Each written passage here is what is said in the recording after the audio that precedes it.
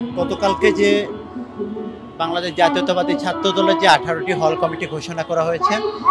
আমরা 5 আগস্ট ছাত্র জনতার গণ অভ্যুত্থান পরবর্তী সময়ে শিক্ষার্থীদের কল্যাণের লক্ষ্যে যে ইতিবাচক রাজনীতির সূচনা করেছিলাম, সেই ইতিবাচক রাজনীতিতে সাড়া দিয়ে ঢাকা বিশ্ববিদ্যালয়ের যে সকল শিক্ষার্থী জুলাই আগস্টের যে গণ অভ্যুত্থান, বাংলাদেশের স্বাধীনতা সার্বভৌমত্বের যে স্পিরিট, সেটিকে ধারণ করে যারা বাংলাদেশি জাতীয়তাবাদী আদর্শে বিশ্বাসী, যারা আমাদের সাথে দীর্ঘ সময় কাজ করছে, তাদেরকে দিয়ে আমরা একটি কমিটি গঠনের চেষ্টা করেছি। সেই কমিটি গঠনের পরে কিছু ব্যক্তির বিরুদ্ধে অভিযোগ এসেছে। আমরা এটিকে তথ্য গোপন করা হিসেবে দেখছি। আমরা তাদের কাছে আহ্বান জানিয়েছিলাম যে তারা যেন তাদের পর্যাপ্ত তথ্য সংগ্রহ করে, এবং যেহেতু তারা দীর্ঘদিন ধরে আমাদের সাথে কাজ করছে, অতীত কর্মকাণ্ড আসলে আমাদের খুব সুনিপুণভাবে যাচাই বাছাই করা সম্ভব হয়নি এই প্রযুক্তির যুগে।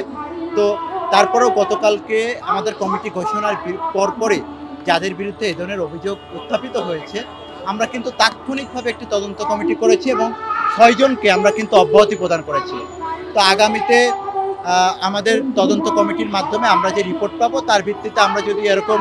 ছাত্রদের নির্যাতন নিপীড়নের সাথে বা বাংলাদেশ স্বাধীনতা সার্বভৌমত্ব বিরোধী কোনো ষড়যন্ত্রকারী কিংবা এই আদর্শকে যারা ধারণ করে না, এরকম কাউকে পেলে তাদেরকে আমরা সংগঠন থেকে অব্যাহতি দিয়ে দেব। একই সাথে গতকালকে হল কমিটি নিয়ে যে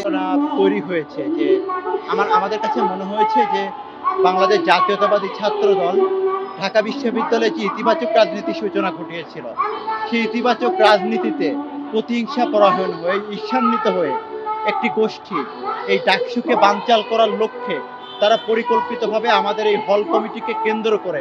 ঢাকা বিশ্ববিদ্যালয়ের পরিস্থিতি উত্তপ্ত করার চেষ্টা করছে। এটিকে ডাকসুকে বাধাগ্রস্ত করার এবং আমাদের যে সাংবিধানিক অধিকার, ঢাকা বিশ্ববিদ্যালয়ের 1973 সালের যে অধ্যাদেশ, সেই অধ্যাদেশ অনুযায়ী বিশ্ববিদ্যালয়ের যে অধিকার, সেই অধিকারকে বাধাগ্রস্ত করার জন্য, যে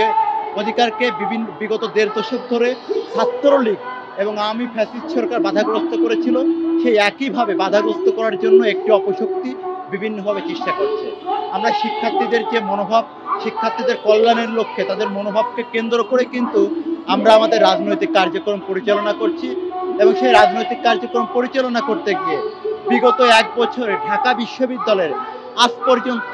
ঢাকা বিশ্ববিদ্যালয়ের ছাত্র দলের কোনো নেতাকর্মীর বিরুদ্ধে কেউ কোনো ধরনের অভিযোগ দিতে পারেনি। এটি আমাদের ইতিবাচক রাজনীতির উদাহরণ, যে আমাদের বিরুদ্ধে কোনো অভিযোগ নাই। এই যে ইতিবাচক রাজনীতি, এই ইতিবাচক রাজনীতিতে ঈর্ষান্বিত হয়ে একটি গোষ্ঠী চায় না যে ছাত্রদলের এই জনপ্রিয়তা বৃদ্ধি পাক, এবং সেই জনপ্রিয়তাকে বাধাগ্রস্ত করার জন্যই 5 আগস্ট পরবর্তী সময় থেকে আমরা দেখছি এক ধরনের ছাত্রদলকে ঘিরে এক ধরনের প্রোপাগান্ডা মিডিয়াতে